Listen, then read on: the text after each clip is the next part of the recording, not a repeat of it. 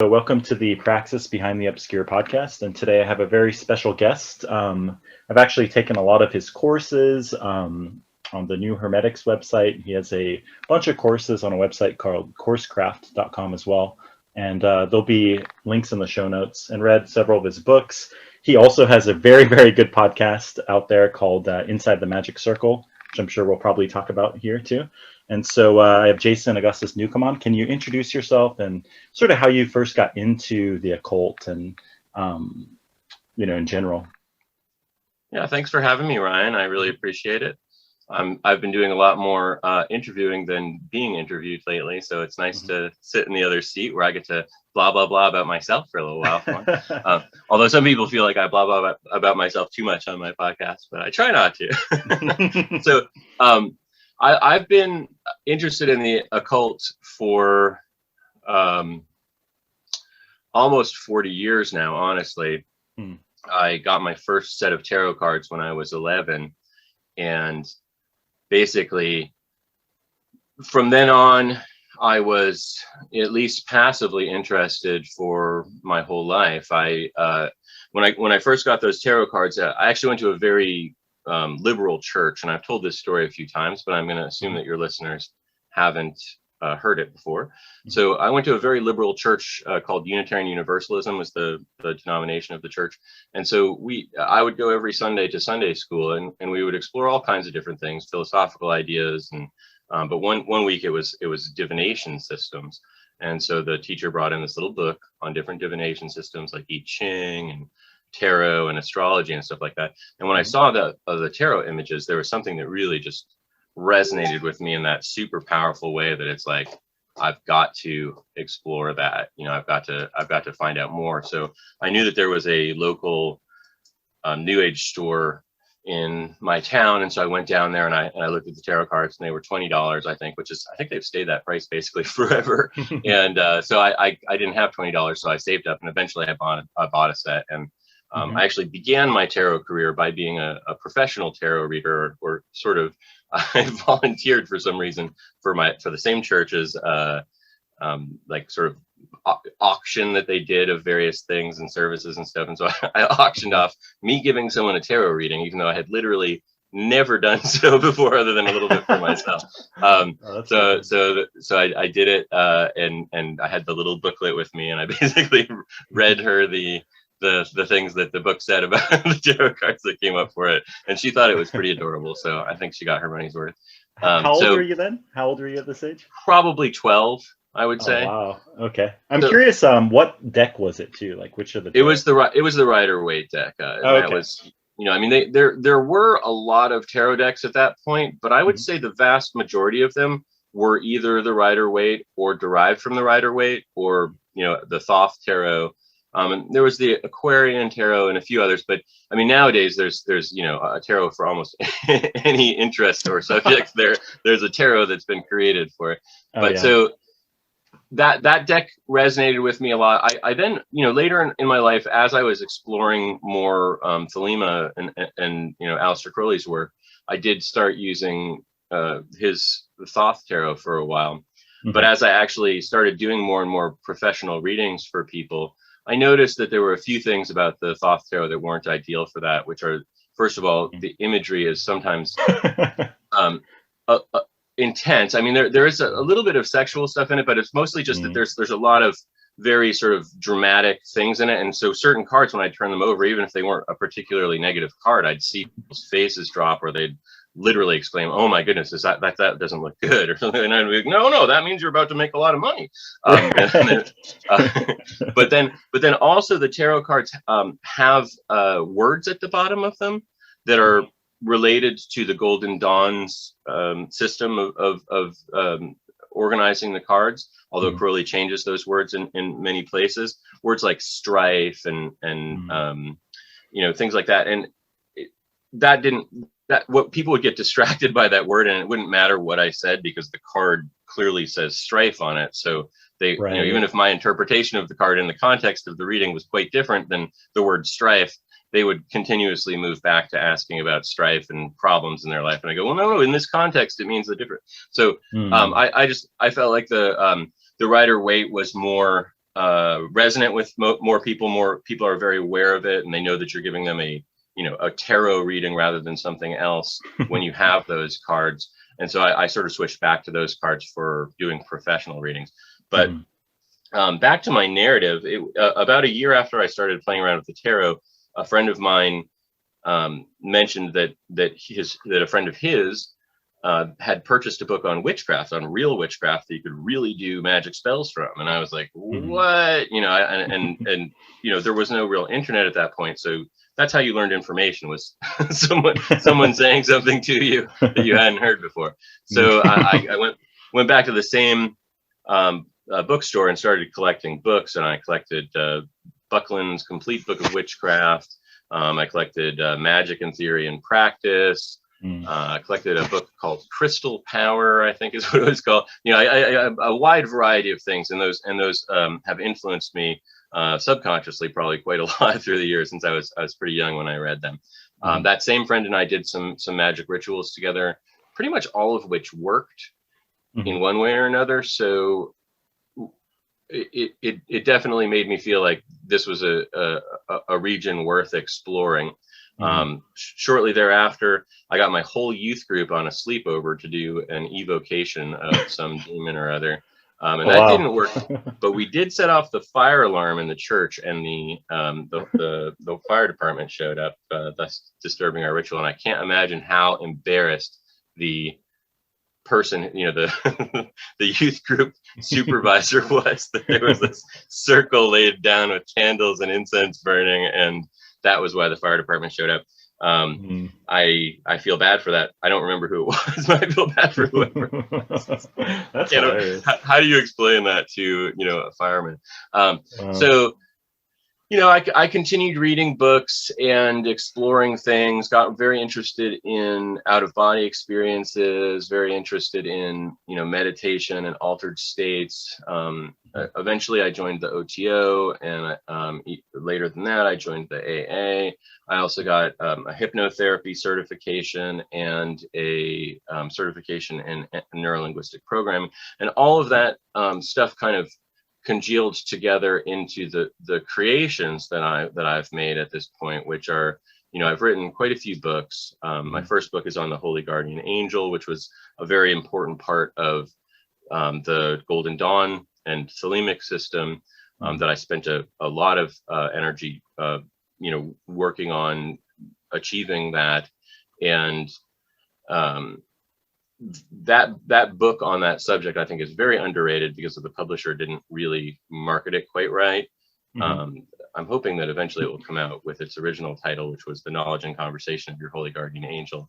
But I was just talking with my wife about this.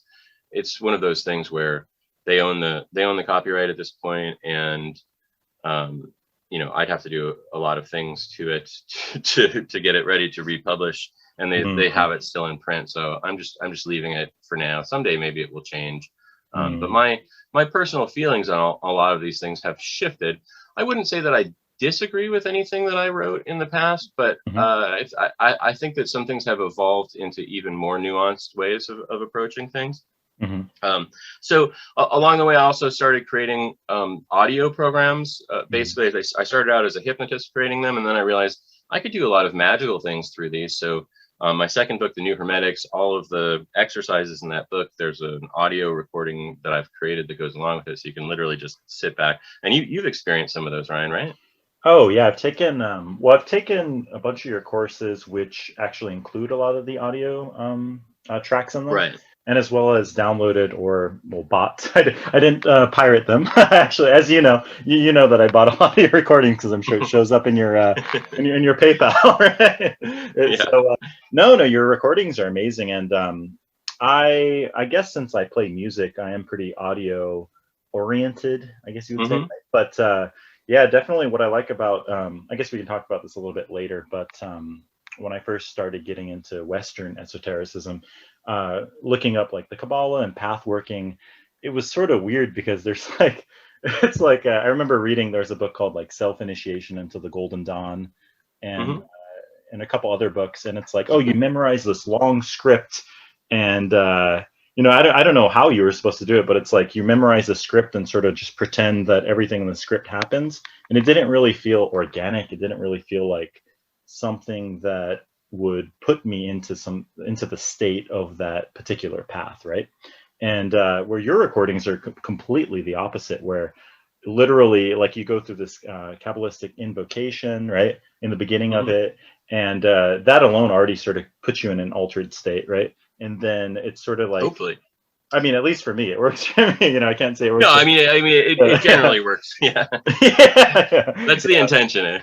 Yeah, that's the intent. I'm sure that's what you're aiming at, right? But then like you sort of guide the you guide the pathworking or the meditation into leading the user, the person into these states that sort of you can organically have these experiences yourself, or these visionary experiences yourself, rather than it feels more organic, if that makes sense, rather than forced and like logical and you have to memorize this. It's more of an experience. Sure. More of a the thing about pathworkings is it's an interesting thing, and I'm not going to get into the whole history of it here, but the majority of them, yeah, they're basically at best, even if you record those scripts that you're talking about, a sort of a tour of an idea of a space, rather than anything else. You're instructed, visualize Horus in front of you, and Horus says, "Welcome to the mysteries," or I mean, it's a very sort of artificial construct, even if you're receiving it passively.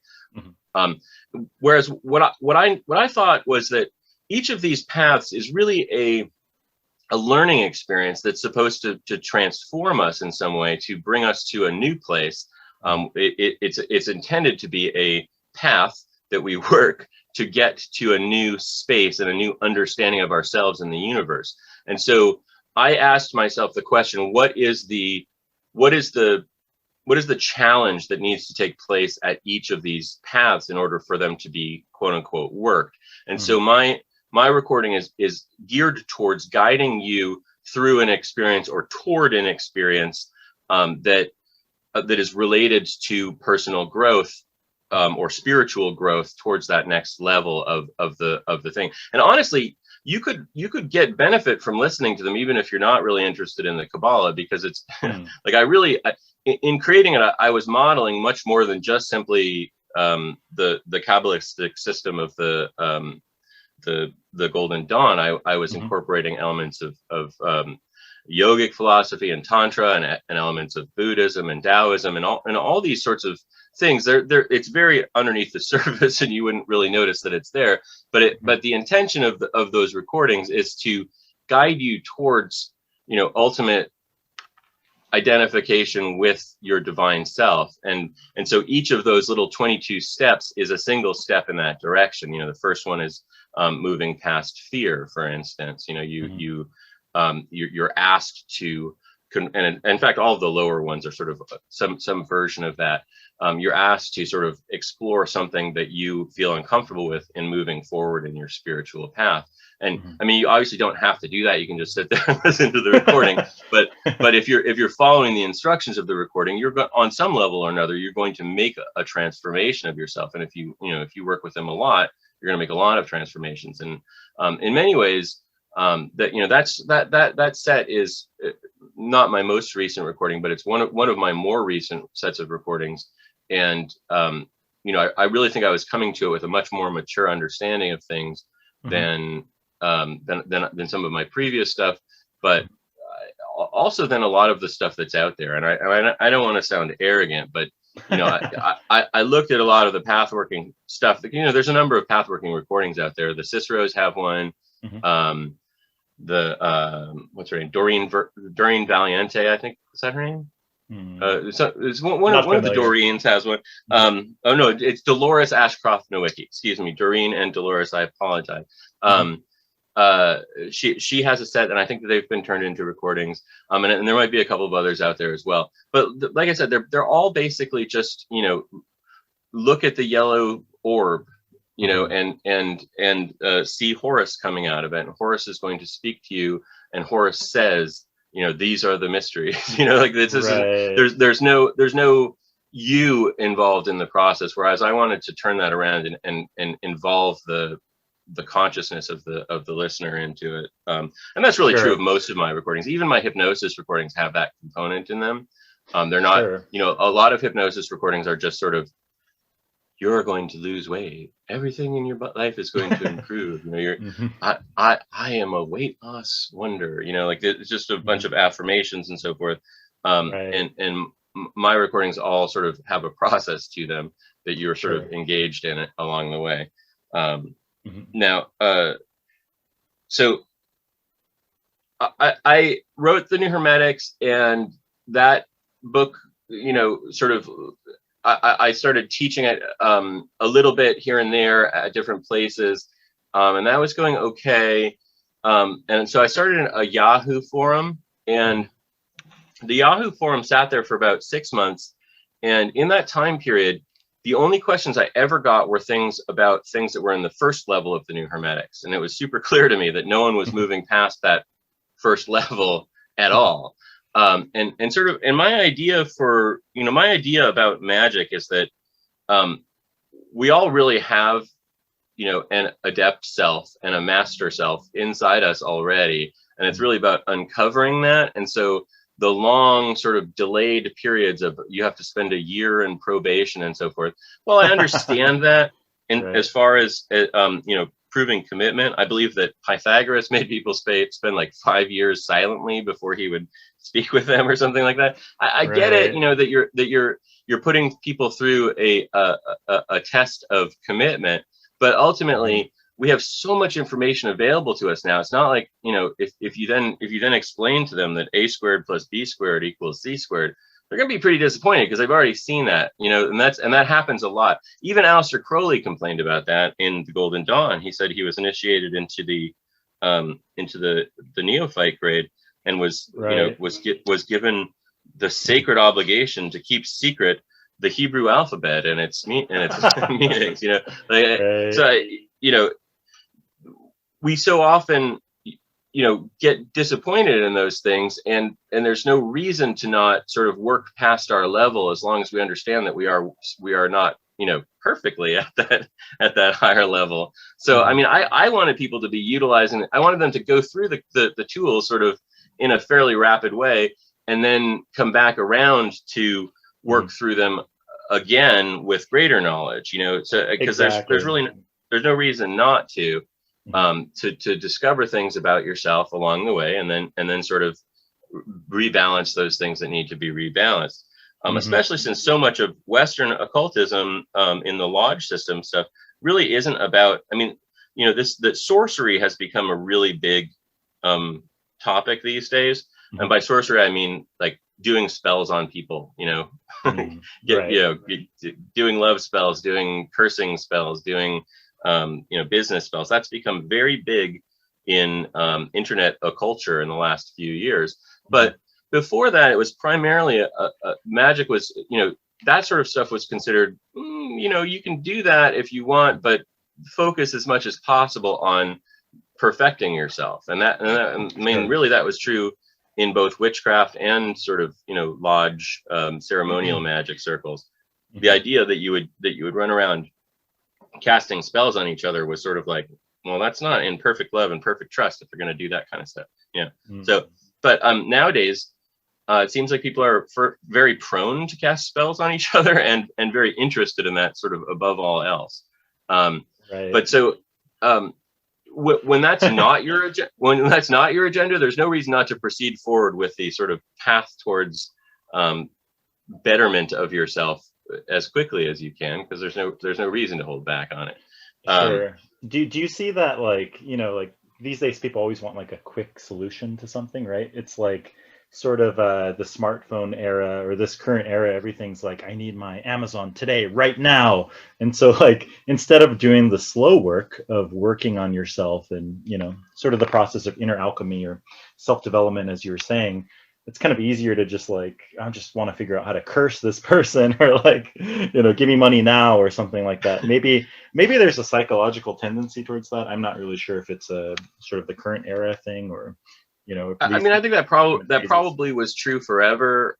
It's easier to kind of get what you want nowadays, and people more expect to be able to get things exactly the way they want them at this point. And I mean, frankly, there are, you know, as far as occult courses go, there's probably in the hundreds, you know, so, you know, you kind of can find exactly what you're looking for. Is that for the best? Is it best that people can just do what they want rather than growing towards who they could be or should be or might be? I don't know. I mean, it's not really for me to decide for others what they're going to do with their lives. I do think that there's a lot of wasted effort. There's a lot of you know, plumbing the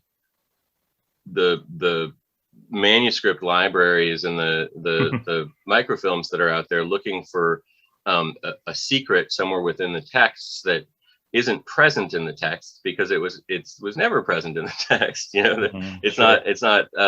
Those are simply scripts for making a transformation that, you know, requires some other stuff. And I think that people are so afraid of the psychologization of magic that they don't realize that you know, the psyche is the soul, and so psychology is the study of the soul, and there are aspects of that are occult, and there are aspects of that are, you know, medical, and you know, we can dispense with the medical aspects pretty easily without, you know, needing to dispense with the rest. I do think that there is a problem with people wanting things too quickly, and there's a problem with people expecting to just be able to turn a switch and suddenly have all kinds of magic powers. I think that's a big problem, and you know, it comes from movies, and it comes from people who write blogs who aren't being honest about what's going on with themselves. And I think it's fantasy. You know, people want to believe that that there's someone out there that can totally fix their lives for them without them having to do anything. And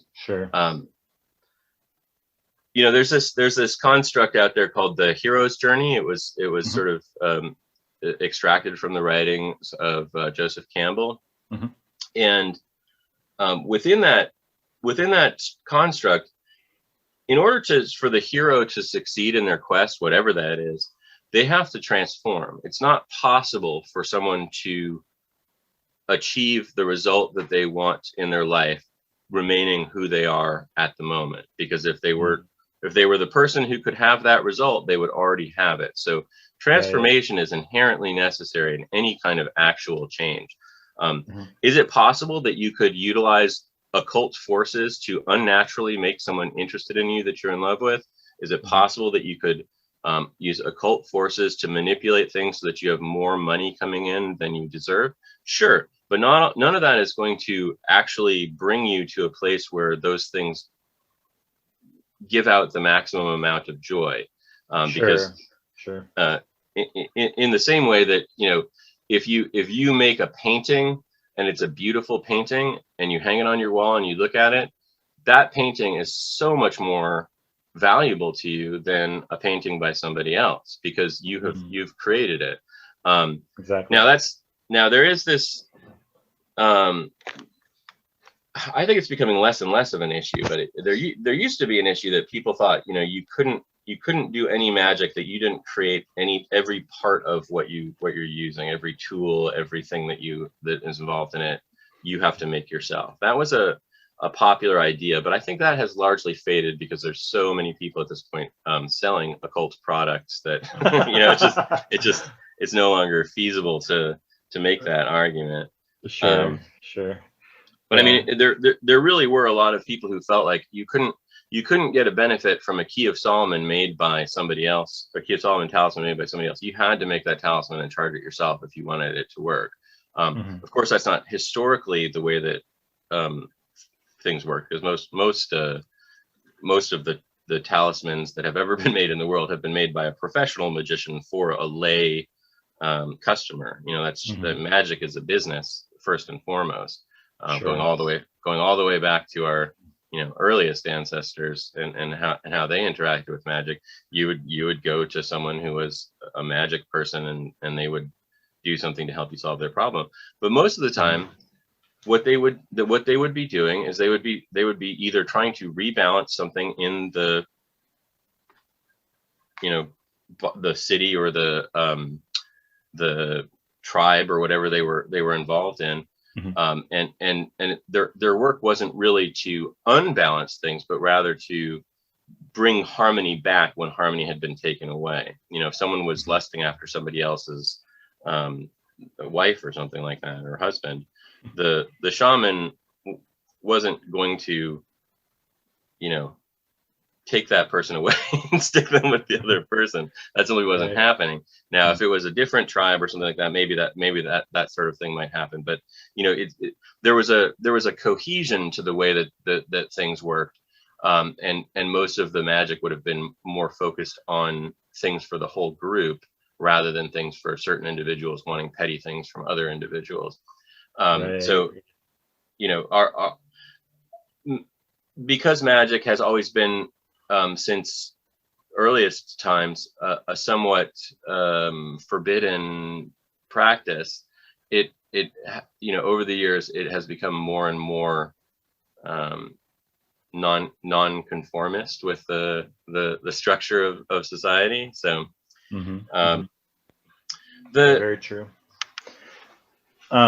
Yeah, and I was gonna say, like, now with all the, like you said, there's a lot of almost information overload, or like, there's so many. You can take 1 million courses and buy 100,000 books, and pretty much every day somebody's discovering, another Sloan manuscript, like 5 new words and new interpretations, right? So I think for somebody coming into this, like, could be quite confusing. Whereas when you first started, there was only a few books at the whatever bookstore you went to, right? Like the options. Yeah, I mean, you'd be surprised how many books there were, but they were more in harmony with each other in a lot of ways, because there was less information. So they were all operating from a few fountains of information coming out. So you would see more agreement amongst people.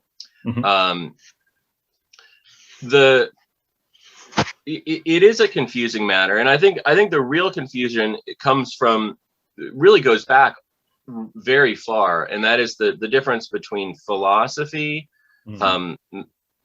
magic that is designed for spiritual growth, and then sort of sorcery magic that is designed for manipulating the universe in some way or another.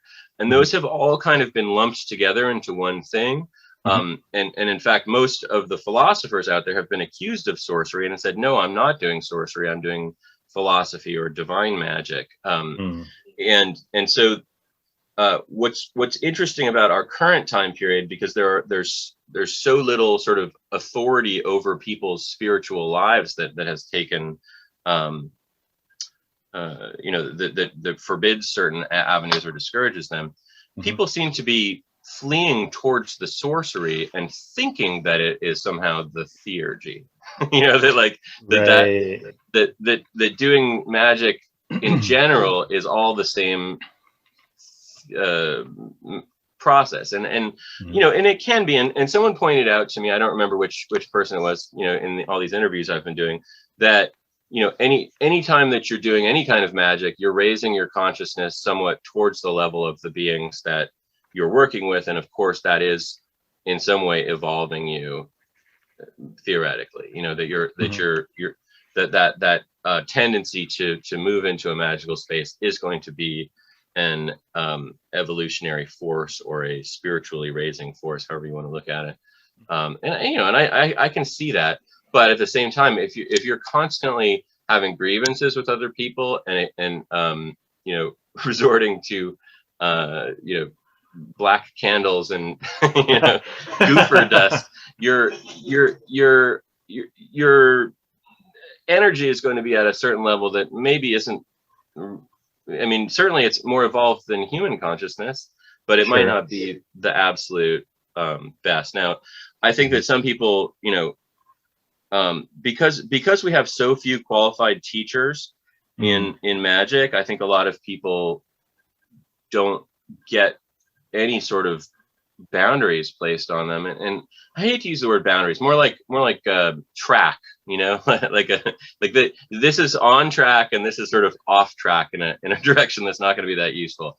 There's very little of that in Magick, and in some of the more traditional sort of initiatory systems that come out of Africa or South America, you do see some of that in there. That if it's not righteous, you're gonna be bringing bad things upon yourself. But so many people are half exposed to that, and so start working with it without getting that message that everything that you do, you're taking responsibility for not only the act itself, but all the repercussions that come out of that act forever and always. So are you sure you're on the right track with what you're doing? We don't see that a lot.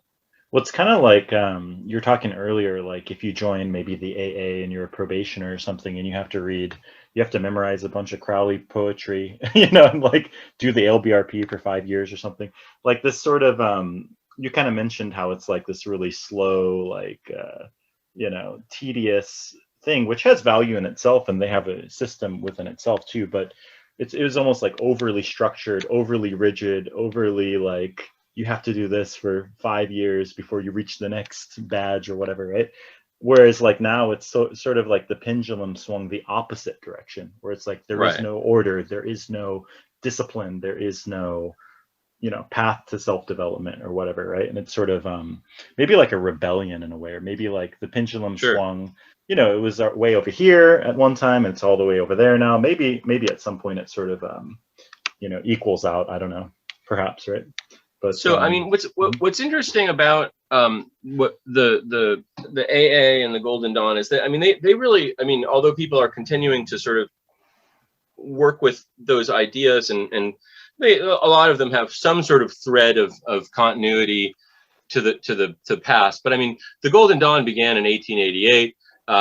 It had some sort of like preceding stuff before that, back to maybe the 1850s, and some stuff can be traced.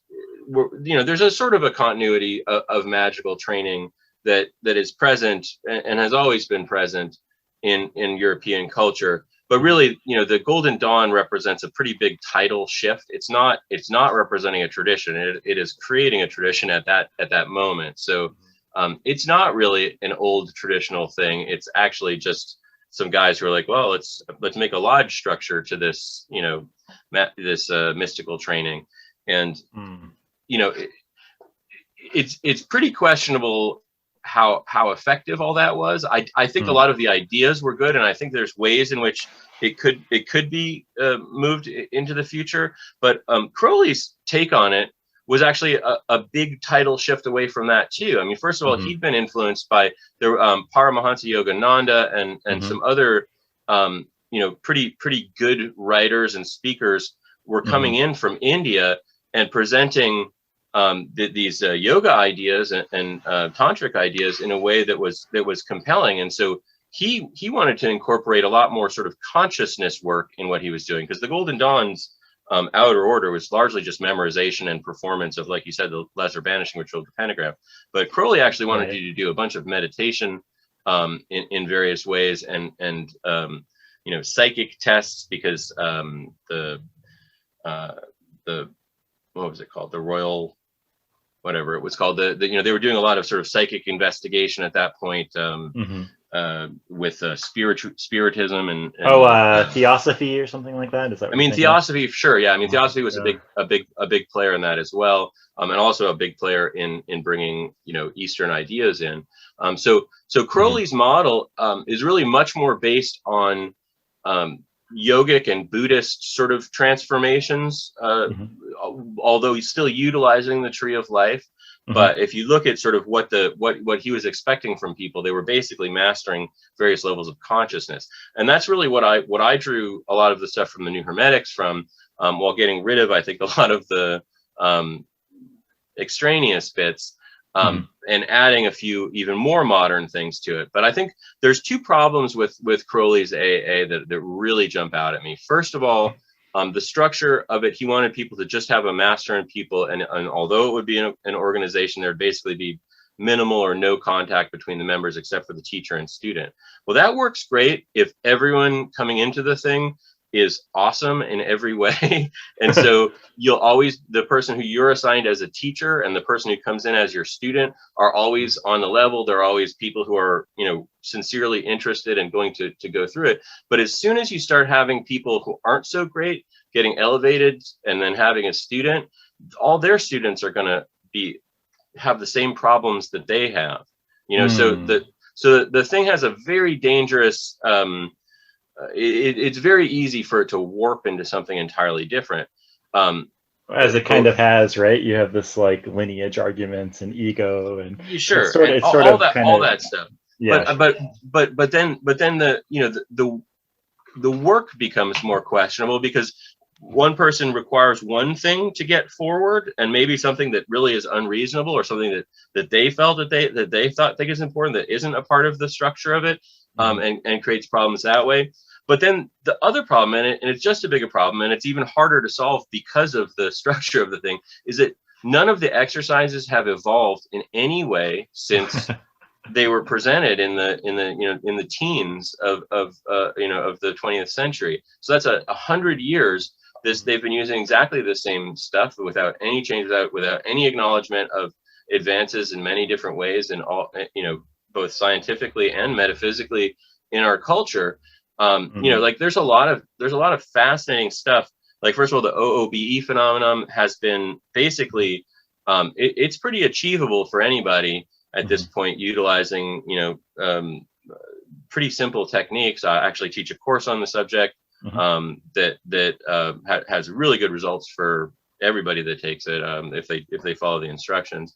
So I mean, that, you know, that offers a much more sort of powerful version of a lot of the body of light sort of techniques that are taught in the Golden Dawn and the AA, but they don't really focus on like a full out of body experience so much as just sort of a you know, a visionary space.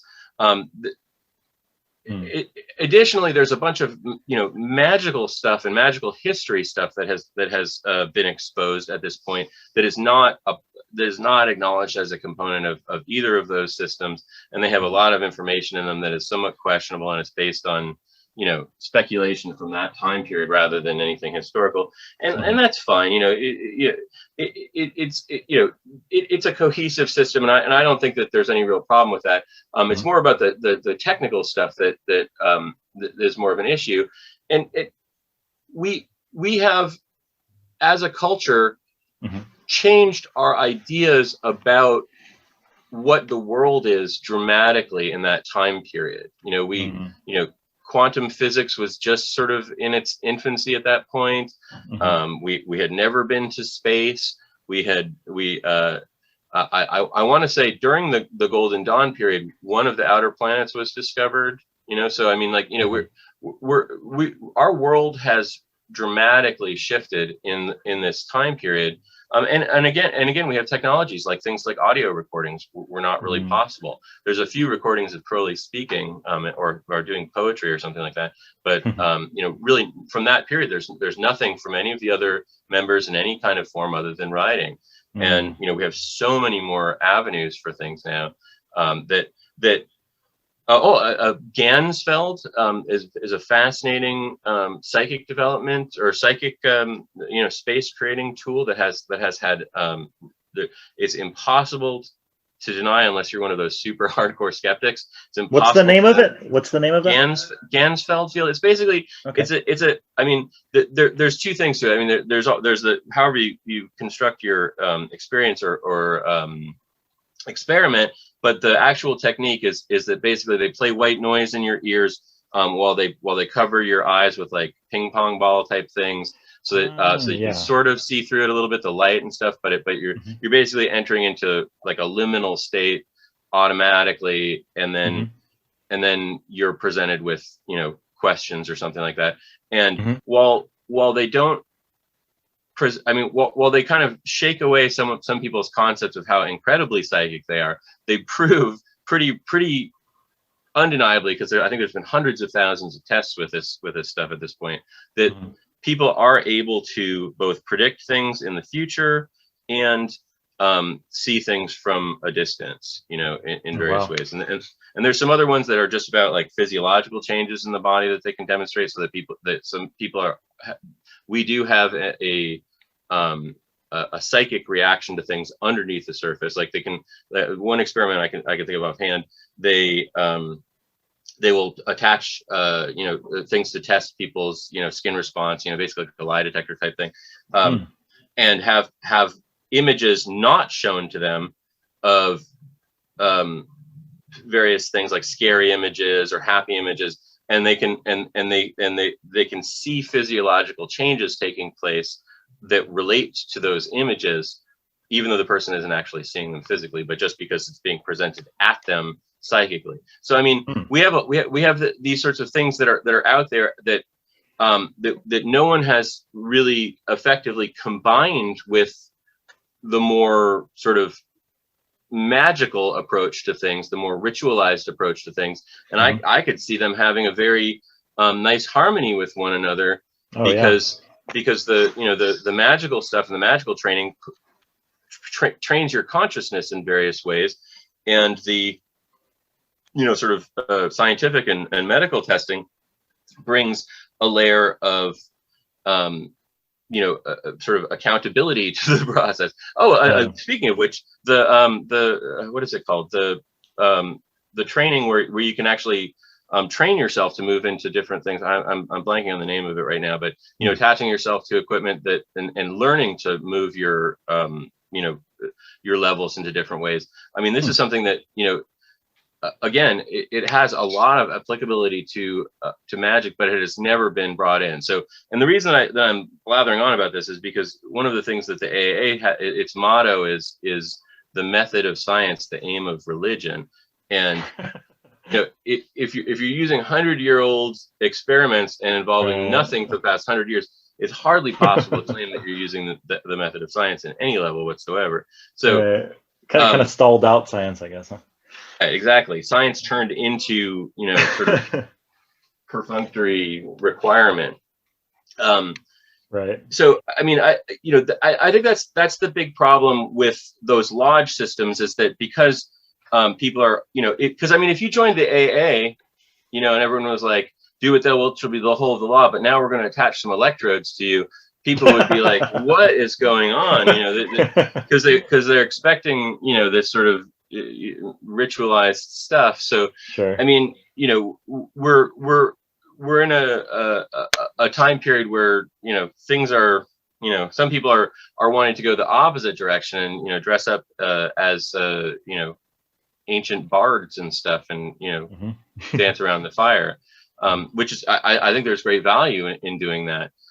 From a personal level, having experienced some of that stuff myself, but that isn't necessarily the only way of exploring this stuff either. The thing for me is, I feel like if we're not moving towards greater harmony and happiness in ourselves, there's really no point to any of this stuff. Like the path of life should be towards coherence in ourselves, and walking through the world feeling that it's a friendly place that we can engage with in a way that both enriches our consciousness and enriches the consciousness of those around us. And a lot of the stuff that's going on in occultism right now does not seem to be in that direction at all. So that's me off of my my soapbox for the moment. Yeah, it's pretty unfortunate, but I was really glad when I found your particularly your Pathworking and your new Hermetics course, because it was like a couple years ago or a few years ago, I applied for the AA, and it was like you have to like memorize 15 books, and like I don't know, it just didn't really, it's like accept Crowley as your prophet. It didn't really vibe with me or resonate with me, right? But then eventually found your courses, and it was pretty cool because it had a lot of the Kabbalah stuff into the Kabbalah Pathworking, and a lot of the stuff I was interested, like books I was reading on, but this is in like video course form and actual stuff that you can, it's all hands-on stuff, which was really good about your material. It wasn't just like, you include PDF files and things along those lines and stuff to study, of course, as well. but the emphasis was more on doing the work, doing the meditations, experiencing these levels of consciousness and doing the work, rather than wait for a year and study 30 books and maybe do meditation a couple years later or whatever. Yeah, like yeah. So I thought and plus the like you said, the sort of technological aspect of with the audio recordings, with the different stuff that you're able to integrate, really makes it sort of seem together. And I think it's very it's definitely something I recommend to a lot of people if they have a chance to check it out. And that that's a comment that I hear a lot about kind of doing the work as opposed to reading about the work. And essentially, okay, so back to my narrative for a second here.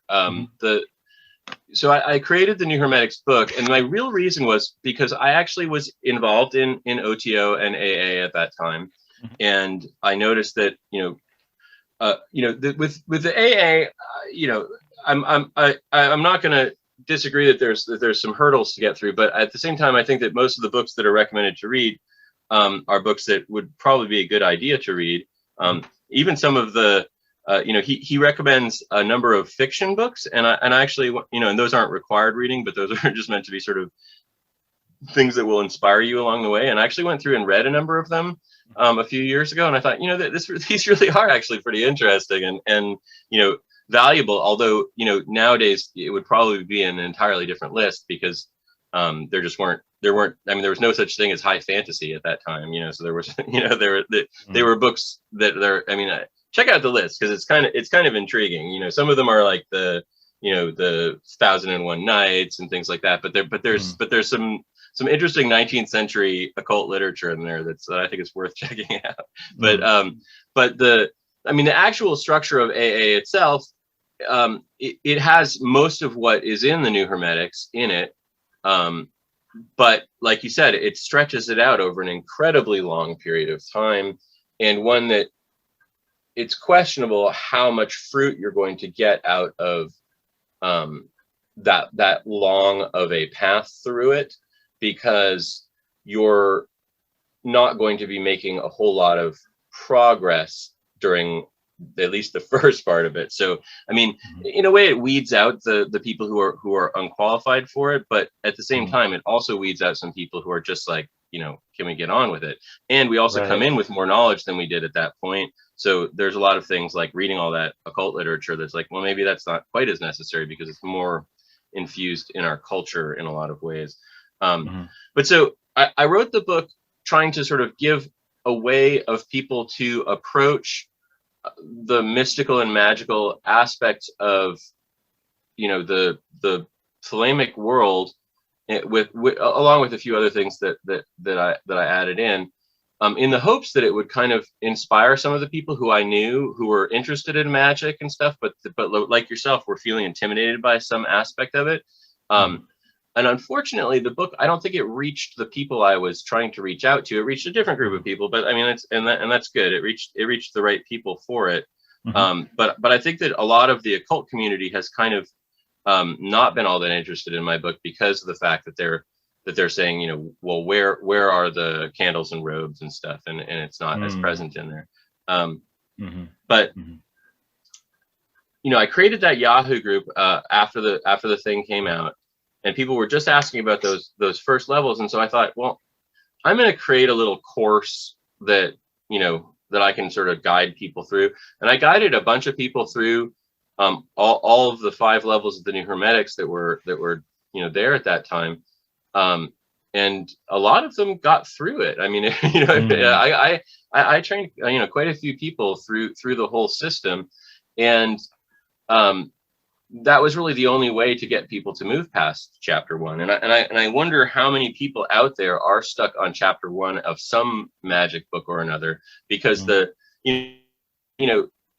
lot of books say things like, well, focus your mind until you can visualize this as if it's in the room, and it can solidly stay that way without you thinking about anything else. Well, that's a monumental mental task, and if you take that literally word for word, that's your life. You're just spending your whole life on. And in fact, there are people who they literally do that. They have an image of some divine being, and they just sit there and they you know, sit with that forever, and that's their whole spiritual practice. And I think that, you know, that's fine, but that's not what the structure of these organizations is, or the structure of my book is. So you know, I wanted to encourage people to kind of get proficient with things through the process of doing a lot of things, rather than get proficient with things by doing the same thing over and over again.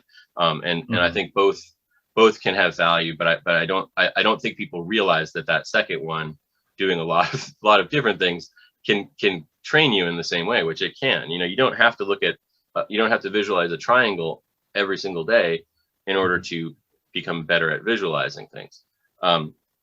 Right. I think people also have a tendency to, at least this is what I've noticed, like read 100 books on something and not ever do it. You know, I mean, that's not necessarily just the occult, right? Like people, I know people that read like 50 books on how to open a business, but they've never, you know, they never even opened their own website or like even tried to develop a product, right? So that's what shocked me about a lot of other people I was chatting with. Like I got into the Enochian stuff, like started making my own stuff, started, you know, doing some of the work. And I talked to people who, like, you know, they have everything and they read every single John Dee diary, but they've never even done anything with it, right? Like never even scribed, you know, text or something like that. So it's actually a lot more common than you would think. Like it's sort of like it's kind of like what's his name? Chogyam Trungpa talks about spiritual materialism, where it's like you collect all these books and, you know, it's like all the cool candles and all the stuff, but you never really like get the insight or to get the experience. So, you know, and you know, ultimately that's what it's there for, right? Is to get the insight. And so if you aren't getting that, you're getting something. You know, there's a certain joy that comes from discovering something for the first time. And some people find that from reading a book that you know, that the ideas in the book, you know, oh, that's such a, wow, that changed my life. And some people get it, you know, especially in weird little communities like this. And it's not just Western occultism. There's people who do it for, you know, ancient philosophy. There's people who do it for yoga philosophy or Taoism, you know, but where you get in with the manuscripts and you start reading somebody else's, you know, some ancient text, and you realize that you found something that you've never seen anyone talk about before. You know, and there's a there's a joy that comes from that. And I think a lot of the modern sort of like scholar occultists spend a lot of time doing that. They're pouring through books, not so much to improve their rituals, but to have this sort of like eureka moment where they discover something that you know, that they can then either answer a question or ask a different question from this piece of information that changes everything. This changes everything. Right. Whereas, you know, I mean, from a growth perspective, the time would better be probably spent just doing the ritual over and over again and seeing what you can change, you know, in your experience. Oh, and then this brings up another topic that there's a lot of people who come to me who think that there's a that a ritual is supposed to do something to them. You know, that you are you say, you know, like it's a drug or a new app on the phone. You know, if you just say the ritual or do the actions of the ritual, that is going to do something to you. Whereas what's really happening in a ritual is that you are doing something. Right. You know, the ritual is a tool, like a shovel or a musical instrument, and you are creating what comes out of it. Sure. Which, I mean, you know, there's some argument about this, but, you know, realistically, you can call an angel, or you can call a demon, or you can call an ancient god of some sort or another, or you can call upon one of the various sort of Buddha emanations. But ultimately, you're connecting with that, and you're transforming through that. And that connection and transformation is what is creating the magic. It doesn't happen without something going on in you. You know, it's not, you're Sure. not separate from it. You're not just a conductor, and everyone else is the, you know, all the spirits are the instruments. You're part of the orchestra as well. And not even necessarily the leader in the orchestra, just a component in it. And you know, there's a lot of room for improvisation in the magical orchestra. So you get to move things around a bit yourself, but you're part of a bigger picture no matter what. And I think looking at yourself as a part of a cosmic plan, while not trying not to become, you know, insane and thinking that you are the messiah of that cosmic plan, which is very easy to do. I've known a number of people who, while I don't think I've ever heard anyone say that they think they are a messiah, I've seen a lot of people act like they are. Sure. But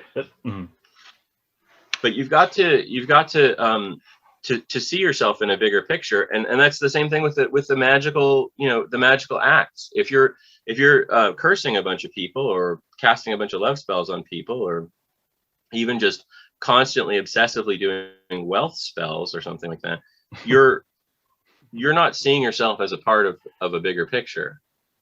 You're seeing yourself as a little thing that is trying to somehow steal something out of the bigger picture. Right. You're seeing yourself like, I need to leech a little bit of this, you know, or I don't know. I just think it's kind of funny because, you know, if you spent that sort of time building a business or learning a skill, like you would get the money, like, you know, right. And the place of magic in that, right, is you start your business and then you do a working to bless the business, or to, you know, or to draw people to the business. There's nothing wrong with that. But if you're just but if your whole focus is on, you know, I'm going to do a spell and it's going to bring me a bunch of money, or I'm going to do a spell and it's going to make a bunch of people fall in love with me, even if it works, you're not growing, you know. Whereas if you say, I'm going to do some self-improvement, I'm going to go to the gym and I'm going to, you know, brush my teeth more, and then I'm going to do a love spell, you're growing as a part of that process. And I think a lot of people miss that part of the equation. Oh, for sure. Well, the spell, that can align your intention. That can align you can kind of tune in your consciousness to that specific thing you're focusing on, but you're still, you know, which is very beneficial, of course, right? That's why you do it. But then you're still going to have to go and actually do, you know, actually do the work, not like sit around just hoping shit, you know, money falls on your lap or something like that, right? And so, for sure. And I mean, sometimes people do rituals and that sort of stuff does happen. Money falls on their laps, but you know, if they're not growing, they're you know, they're not going to utilize it in a way that's beneficial in the same way as if they were evolving at the same time. For sure. I'm curious, like your own. So we talked about how you were in the AA and the OTO and whatnot, and developed the new Hermetics. But from all the way back then until now, how would you say your overall, you know, your praxis, or even the kind of practices that you do on a regular basis, how has that evolved? Well, I mean, I'd say I do a lot more meditation than magic at this point, and when I do magic, it is largely either, you know, sort of celebratory with sort of a, you know, giving an offering to my spirit retinue in my inner universe, or I am doing something that I feel is necessary, you know, to sort of help something to manifest in a way. But my sort of you know, I'm not doing lesser banishing rituals of the pentagram every day. I'd much rather sit in meditation than do that. Although I do often sort of set up my inner temple world around me when I'm doing it before I do a meditation, and just sort of sit there, you know, with that in place. I mean, the need for magical ritual seems to be sort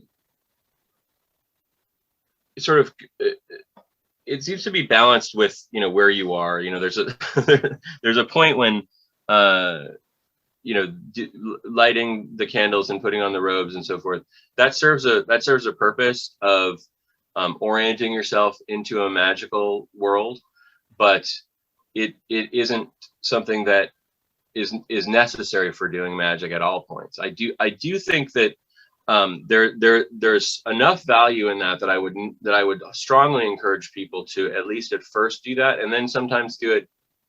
You know, like if you're doing a ritual that's important to you in some way, do it in that more formal way.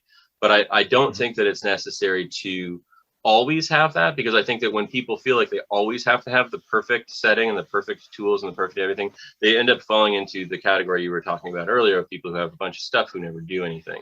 I think it's more important to start moving your consciousness in various ways as quickly as possible, and discover sort of what your, you know, limits and powers are, and you know, and then move from there, you know, and collect things as you will along the way to improve things. But don't, I mean, I think there's a mistake that gets made by a lot of people that that it is the collection of more stuff that has made their magic better, rather than that it is the the years of work that they've put into magic that's making their magic better. I've discussed this. I've discussed this with a few people, and none of them agree with me, but that's okay. But the, you know, like if you start off and you're just doing like a candle ritual that you read in a, you know, basic Wicca book or something like that, and that works sort of, but then, you know, years later, after having done thousands of rituals, you discover the you know, the I don't know, the black pullet, and then you start working out of that, and you find that's much more powerful than what you were doing before. Don't assume that it's because the book is more powerful, but perhaps because your connection with the spirit world has improved enough that you are able to tap into those things. You know, I think that when I'm doing something magical, there's a profound shift that takes place in my awareness. And that seems to be more important to me than any particular ritual. And that's my personal experience, but I would suggest that it is most likely the universal experience. I think some people don't notice their inner state as much as other people do. And I think that's one of the values of things like the consciousness trainings that you would get in the new Hermetics, or, you know, older versions of the same sort of things, you know, where you're actually really tuning into what's going on in your body and various things, you know, that the energies that you're attempting to flow through you. Once you start really feeling those, it really transforms what you're doing, and then suddenly any magical action becomes possible to you because you know how to sort of move yourself into that place. I think that that's sort of not been getting expressed as much, because people are so focused on the meeting with different entities sort of aspect of magic for the last couple of decades. And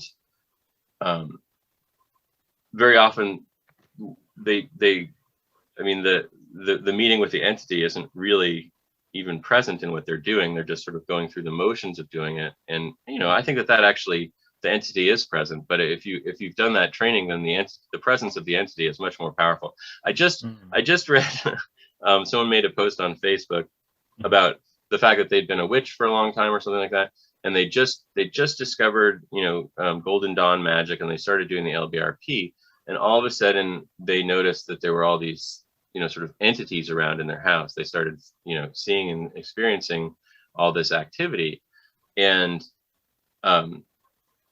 while I don't want to cast aspersions on witchcraft, and I have no idea what particular form of witchcraft they're doing, it seems like, because of the fact that the way that the LBRP is largely taught at this point has like an energetic focus to it, and a and a visualization focus to it on a pretty heavy level, that they're literally, by doing that ritual, they're tuning into a different sort of frequency than the one that they'd been tuning into before.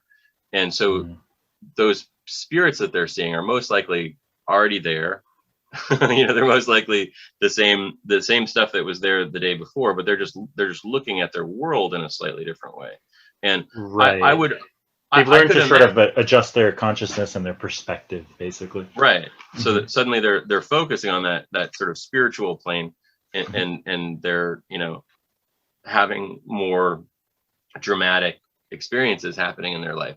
Now, I'm not going to say that it couldn't possibly be the same way going the other way around either, that, you know, someone could be sort of perfunctorily or just, you know, robotically performing the LBRP, and then they get initiated into a witchcraft coven that emphasizes, you know, transformation of consciousness, and all of a sudden they're having a bunch of entities and spiritual experiences all around them. You know, it's like sometimes when we move away from the known into the unknown, while at the same time changing our perspective and our consciousness on things, we are going to have more powerful experiences from that, no matter what. So I think that a lot of people get caught up in the text rather than the self in their magical pursuits, and I think that's kind of the whole essence of what I've been trying to say for that, is that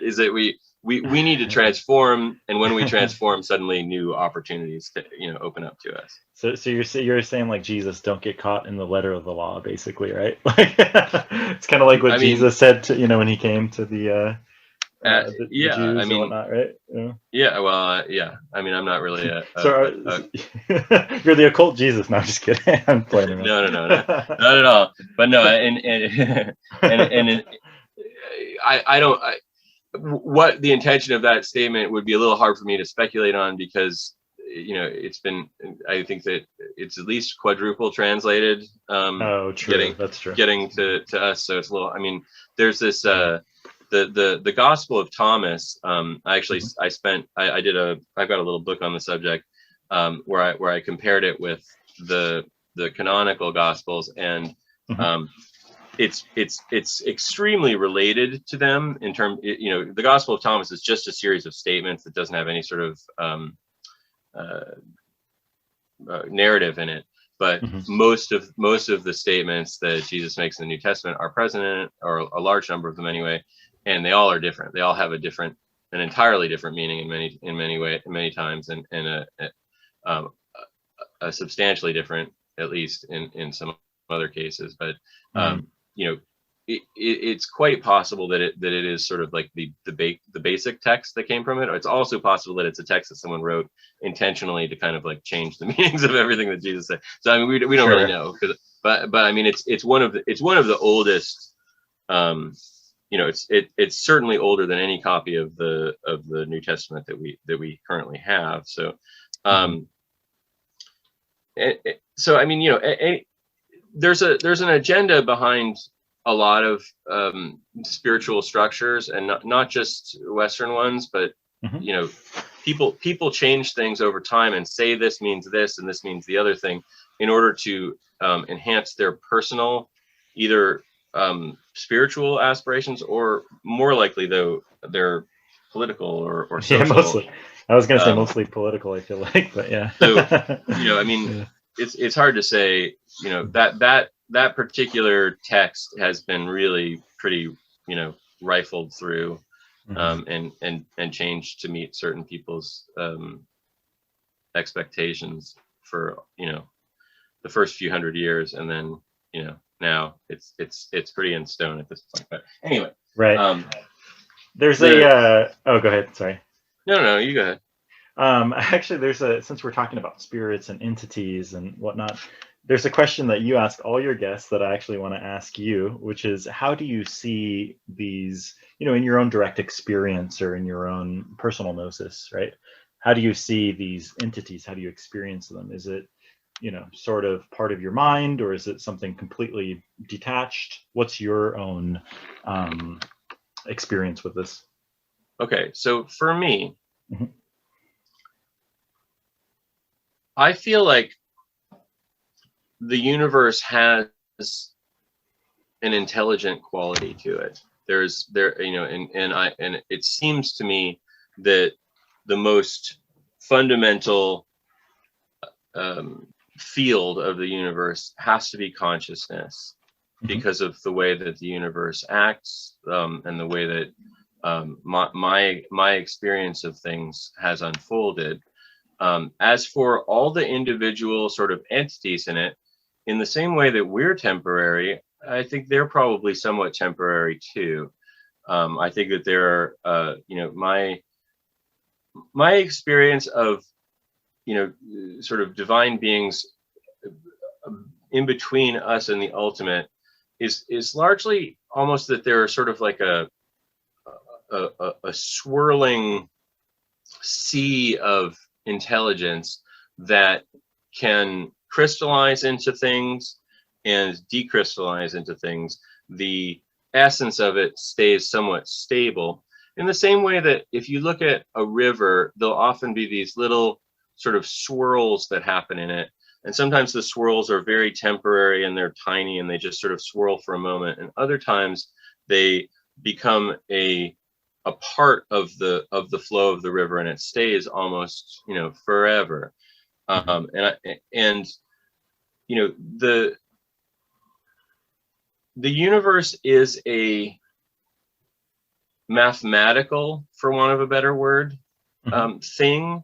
And I think in a lot of ways, what we have called gods and spirits are different sort of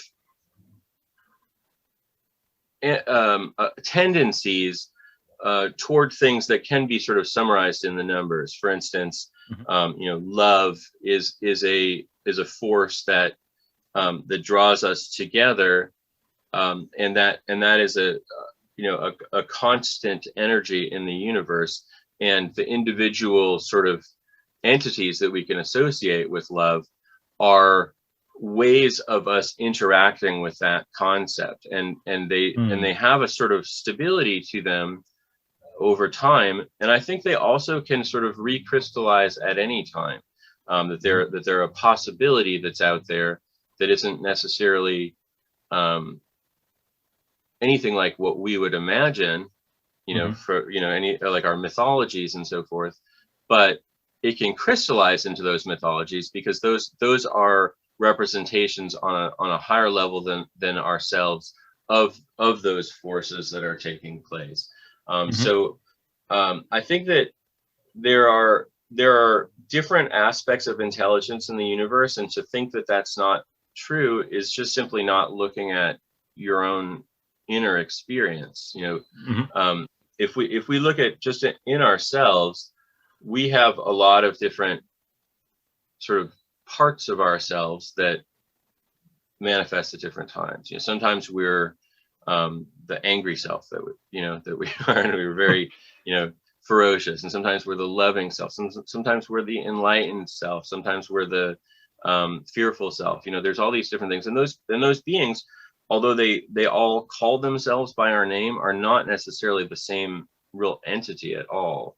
And I think that is true of a lot of entities that are out there, and true, and I think it kind of it takes place on an unfolding, sort of chain of things, from the concrete to the abstract. And I think that the names that we've learned to call them are sometimes inspired by those intelligences themselves, and other times they're simply things that we call it by the name that we call the concrete version of it.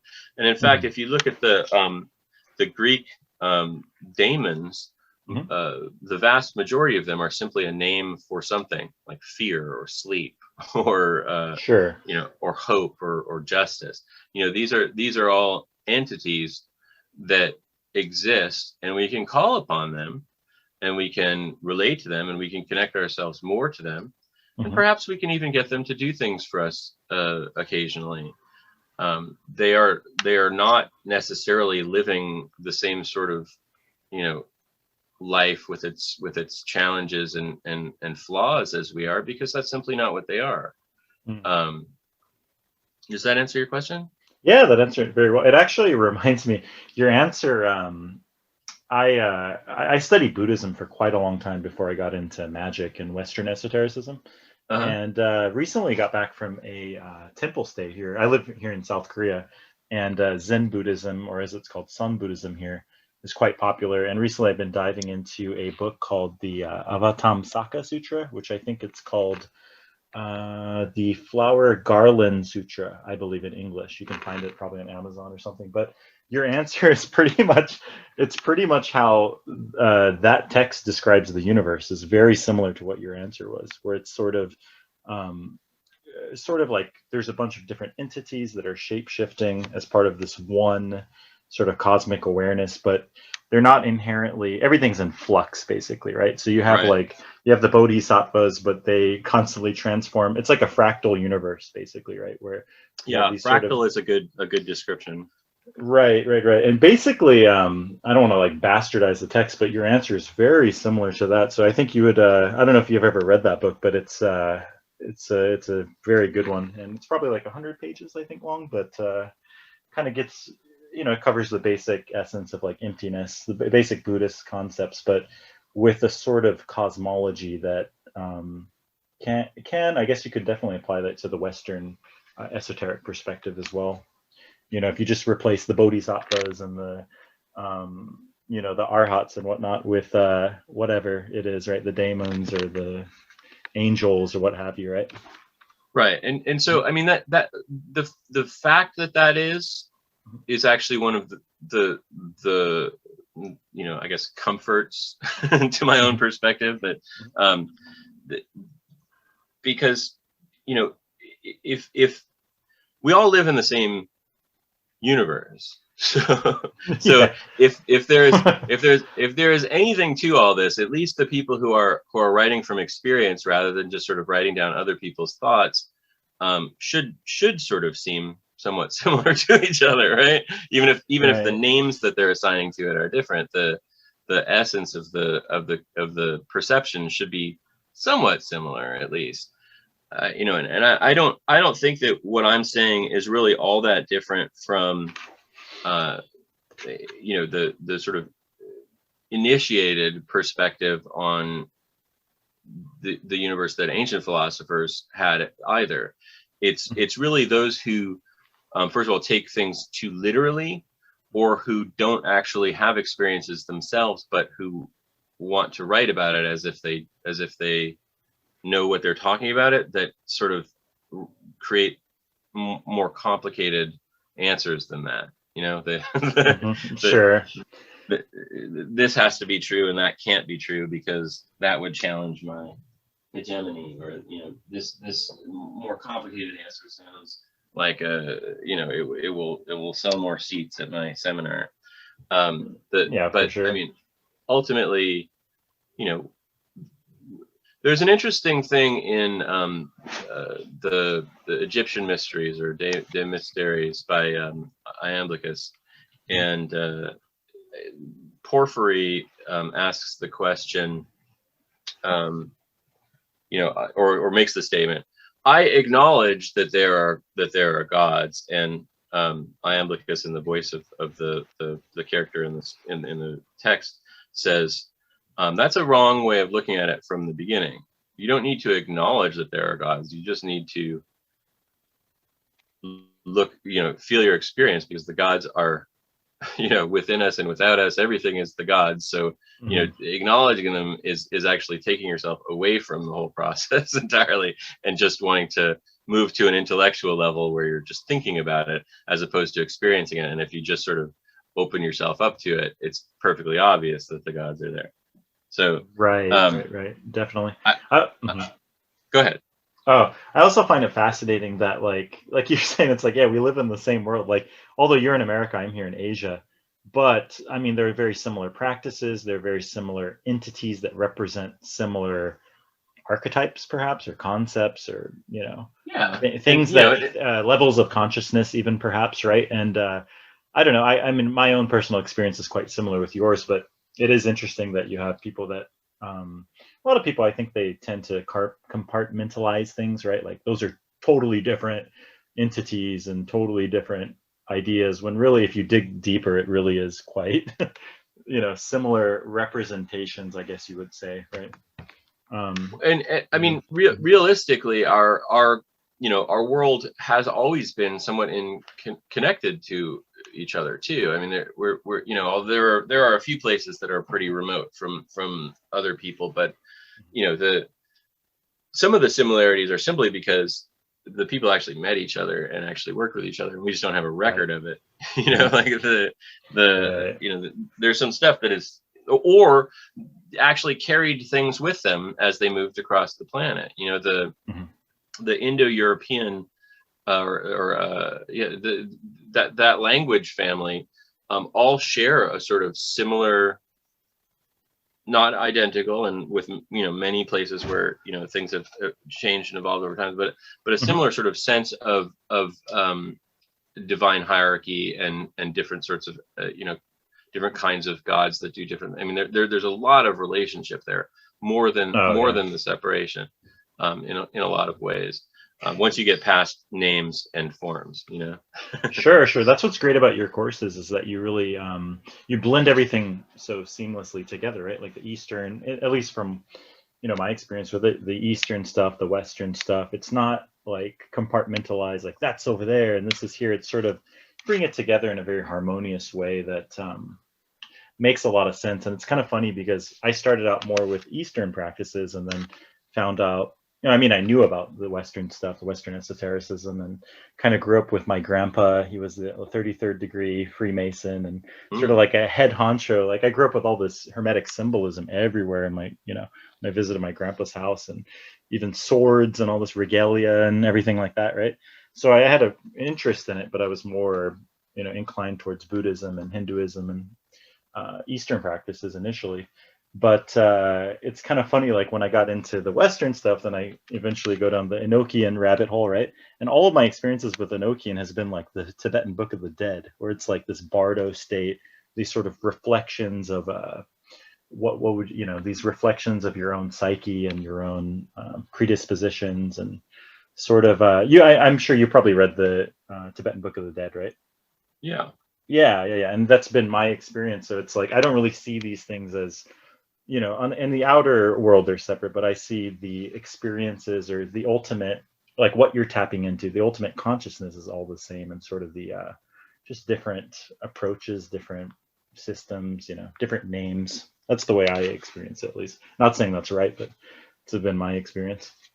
There's a strong tendency for people who do a lot of spiritual practice, and by that I mean practices that are inclined towards knowing more about the universe, whether that's through magic or through meditation or through some connected some form that is both of those at the same time, toward seeing a brother in everyone that they see, and it's more people who are trying to prove that a book is correct or a system is correct, that tend to see enemies everywhere that they see. Right. There's always going to be some way in which any group of mystics can kind of understand another group of mystics, but when when you're trying to prove that your version of things is correct, it indicates you're probably not doing a whole lot of practice, or your practice is along a line that is just focused on proving that you're right rather than growing. Yeah, exactly. It kind of reminds me of Ram Dass.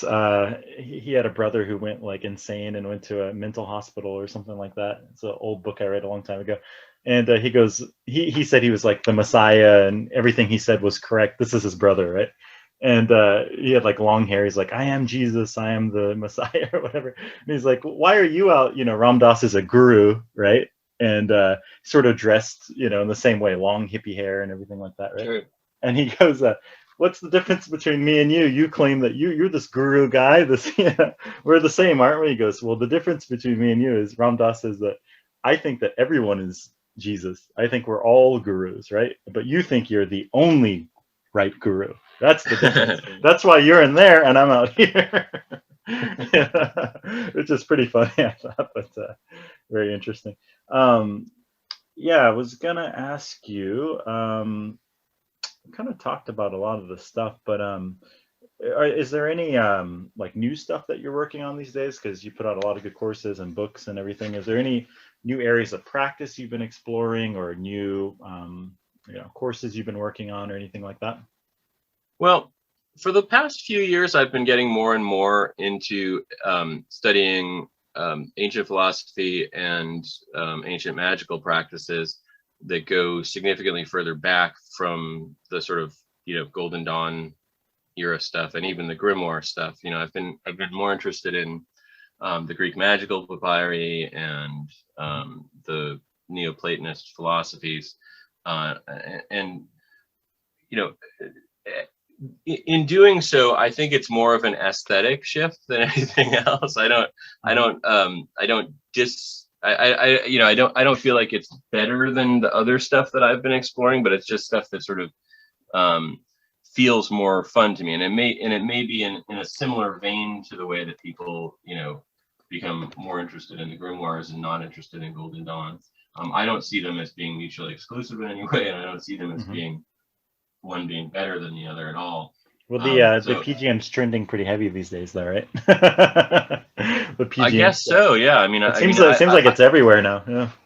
I've been at it for a while, and yeah, I mean, it seems like it's sort of people are blossoming up around me, getting interested in it too.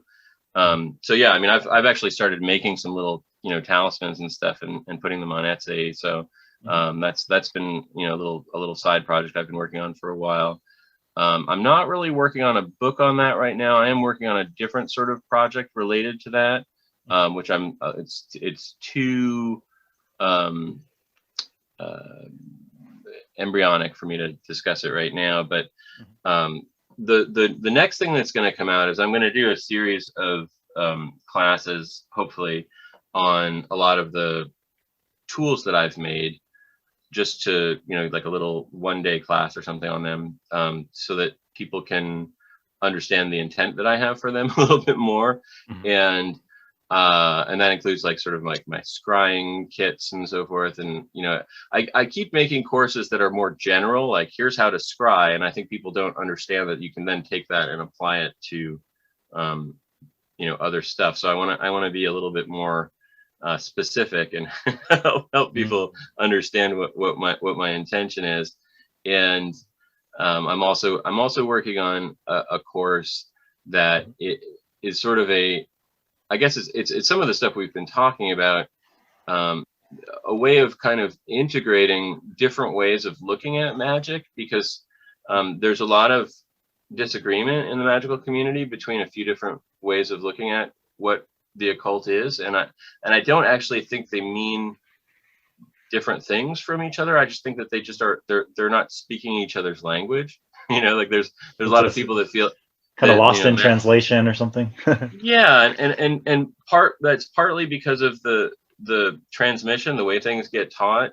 People are told this way is the way and that way is not the way, and so if you hear something that sounds like what your respected guru has said is not the way, you tend to dismiss it rather than looking at it and going, well, how is this related to what it is that I'm the way that I explore things? And perhaps there's a missing piece in what I've learned that might be found in that other way of looking at things, at least a little bit.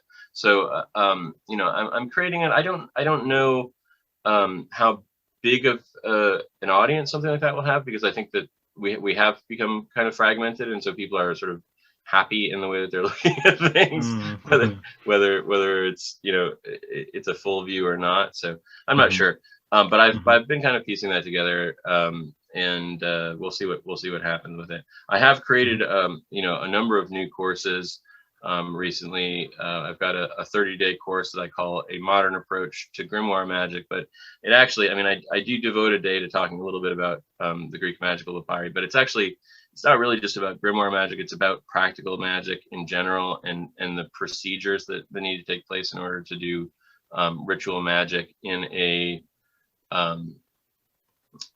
way that is, outside of the sort of lodge orientation. There's a lot of magicians sort of come to things with this sort of either, calling the quarters, or doing the lesser banishing ritual of the pentagram, or opening by watchtower. And these are all sort of very modern innovations, and I think that they're good, and you can even utilize them within the structure of the course that I'm talking about. But there's some other stuff that ends up kind of getting left behind, such as preparation and the actual organization of yourself and your consciousness as you're preparing to go into a conjuration, or a prayer or evocation. So I mean, that course is I think extremely useful for a magic practitioner of any kind, and that course, along with my 60-day Adepthood challenge and the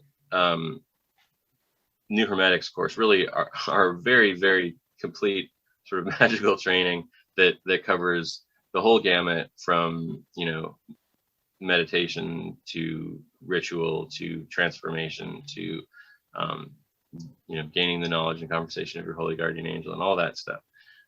So I mean, in a lot of ways, I feel like I've created most of the magical stuff that I need to create. So there's not I mean, could I improve upon everything that I've done so far? I think I probably could, but there's everything that's there is very workable and very useful. I mean, like some of my video presentations, I'm not sure how much of my new Hermetics course you did, but that's got like 200 videos in it or something like that. And some of them I created sort of, I was on a trip and I wanted to create the video, so it's in a hotel room, and like it's not, it isn't all as crisp and commercial as it could be, but I think that the basics of it is all pretty good. So oh yeah, the value's there though, the value's there, and plus you get to the point during the video lectures, and then it's not like it's just the video. You have you include PDFs, you include and there's audio files and so many other resources and tools to work on that module. So right. So I mean, basically I talk about what the lesson is about, and then there's an audio file that is a meditation that you do, and that's true of almost all of the courses that I've created. There might be one or two places where I just have you do something, that's not with a video, but for with an audio. But for the most part, you're going to have a video lesson, and then a meditation or magical working that has an audio recording attached to it, and then probably some sort of written material that also supports that. So yeah, I mean, they're pretty. I mean, I haven't seen all that many other occultist courses, but from what I've seen, my courses sort of have a lot more to do than I've seen in other people's. And I don't mean that there's a lot of work, but that there's a lot of experiential things to explore in them that are pretty right there. So I think there's a lot of value in the courses for sure. Oh, definitely. I think again, for those, not trying to toot my own horn too much, but for those leaning towards direct experience and consciousness alteration, I guess you'd call it, I definitely recommend yours courses all the time. So definitely we should make some, if you're up for it, maybe we can make a promo code or something like that for some of the courses I can include in the podcast notes, and also absolutely. I'll send you some whenever you're ready to release this. I'll send you some. Okay, that'd be cool. There is one question I do want to ask, one last question, because as we mentioned, a lot of actually what you're talking about is sort of the modern state of the occult, and people arguing about different models and this and that. So and there are actually a lot of people, I almost feel like there's I I don't know what you would call it, like a resurgence of the current, but like the occult is almost becoming popular again or something like that, or it's coming back around, I guess, because of I don't know. I actually don't know the reason, but there is definitely more lectures out there, more courses, more books, and with that comes more people interested in this, right? And Sure. so what sort of advice would you give, like somebody who's just getting into these practices? Maybe even like say you went back in time, like say you with your current knowledge and your current experience, and Mhm. you know, if you're going to give advice to your young self who's 20-year-old Jason who's alive in 2021, right? Like what sort of advice, what sort of pitfalls, what sort of guidance would you give? Because there's a lot of information out there and there's a lot of, arguing and a lot of different approaches, right? Yeah, I mean, I would say read less, do Mm. more practices. Definitely focus on um, breathing and focusing concentration, along with some physical exercise, some physical stretching exercise, would be highly recommended, because I think that a lot of magical practitioners don't move enough. And so if you don't move, your energies don't move, and you don't, you don't, it's hard to awaken to that aspect of things if you're super sedentary. Um, I think that I would say, if I could give a piece of advice, it would be to meet as many people in the real world who are doing magic as possible, um, but to make sure that you're maintaining your own personal space within that, so that you're not caught up in somebody else's mind trip too much. If that Okay. makes sense to you. Yeah, sure. I mean, I would say, like, focus on becoming the best you that you can be first and foremost, as opposed to being overly focused on the whether you're doing rituals right or not. Okay. Yeah, very good advice. I think that's great advice. I think All that right. was about Well, 10 different pieces of advice, but yeah, exactly. Well, all good advice though. So, all right, cool. Well, I guess we can wrap it up here. It's already oh geez, it's 2 a.m. on my end. It's probably, what time is it on your end? Probably lunchtime or something. it's noon. Yeah. Okay. So probably a good time to wrap it up. But yeah, thanks for coming on, and I Thanks for will. talking. Yeah, definitely. And definitely, I'll post some links in the show notes for some of your courses and books, and you'll probably get a promo code up there for people who are interested and who really want to sort of dive into the courses and other programs that you offer. So definitely, thanks for coming on, and until next time. It's been my pleasure.